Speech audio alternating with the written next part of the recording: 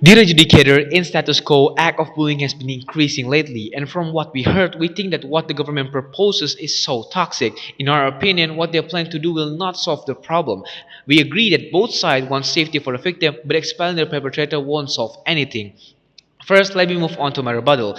The government side says that the victim will feel depressed, pressured, and do extreme things. In our opinion, what the government side said was too dramatic. Why? Under four reasons. First, there's already therapy for these victims to overcome the trauma. Secondly, counseling can also help the students. And three, there's also friends and families that can help the victim go through his trauma.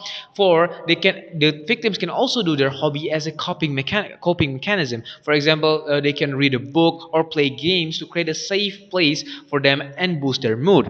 So the government side doesn't need to be so dramatic about this.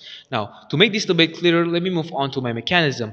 First, First, we will do socialization about bullying to prevent future cases from happening and make the students realize about the consequences if they do bullying.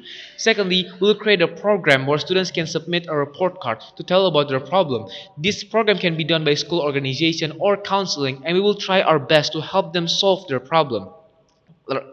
Three, we will invite the parents, teachers, and students in a strict supervision program so that we can know if there's any cases happening. We will also add more securities such as cameras to increase the supervision. Four, the perpetrator will be given a warning about their action, and if needed, we will also punish them severely. Now that's all of my mechanism. Let me move on to my arguments. First argument, why expelling can be justified. First, let's characterize the perpetrator. Educator understand that the perpetrator are still teens and are underage. This means that they are still looking for their identity. They still can't control their emotions, and they also still don't know about the consequences of it. Now, expelling them won't give any benefits and will only bring more harm. Why? Here's a few analysis. First, expelling is bad. Why? Because they are still teens, they can control their emotion, they still can express it. So when the government side expelled the perpetrator doesn't know exactly why they got expelled from school. They will only get mad because of it, and they still doesn't realize that what they did or was wrong because they are not rational. Moreover, when they are mad at the school for expelling them, they don't know where to unleash their anger. So in the end, there's a possibility that they will unleash it to the victim outside of school because they blame the victim for being the reason they got expelled. That's why the government side can just expel them out of nowhere.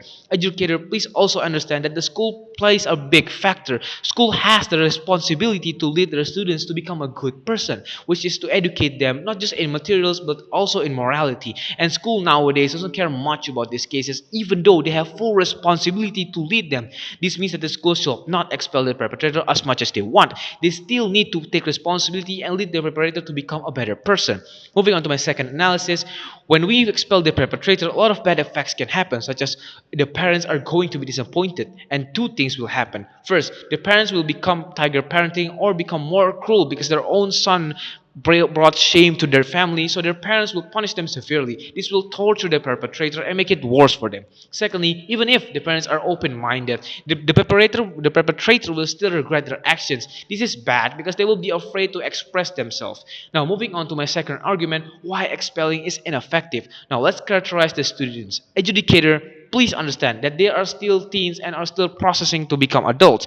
This means that they will do fatal mistakes in life, but these mistakes is what shapes them to become adults. And this is the moment for them to develop themselves. Now, what they actually need is education. Now, why socialization is still effective? Let me explain. Let's see the essence of socialization. Educator understand that socialization is not only for verbal education, but making the students realize about the consequences of their action gradually and in a long term. This means that the government side can't expect the students to somehow understand what they did was wrong because they still need guidance. This is better because expelling the perpetrator will only punish them but not educate them at all. And at least on our side, we'll still try to educate the perpetrator. The punishment will still happen in our side, but not as extreme as the government side. The punishment can be like, for example, a social contribution, like cleaning the school yard.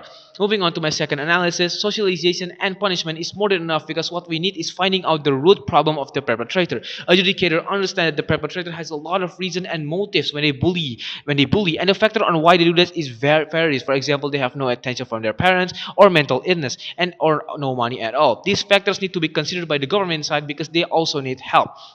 Now, for example, the government wants to say that the perpetrator won't hear the counseling or the socialization.